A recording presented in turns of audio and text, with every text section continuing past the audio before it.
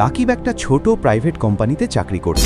একদিন রাতে বাসায় ফেরার পথে সে ভাবল, আমি কি সারা জীবন শুধু অন্যের স্বপ্ন পূরণ করব?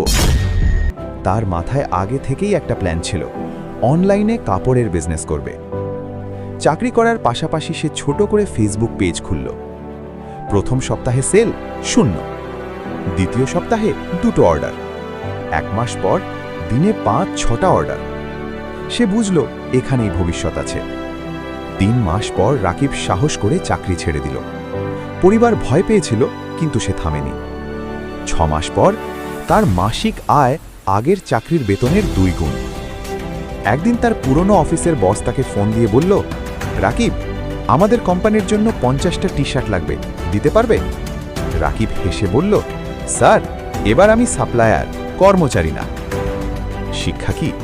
চাকরি খারাপ না, কিন্তু যদি স্বপ্ন বড় হয় তাহলে একদিন ঝুঁকি নিতেই হবে।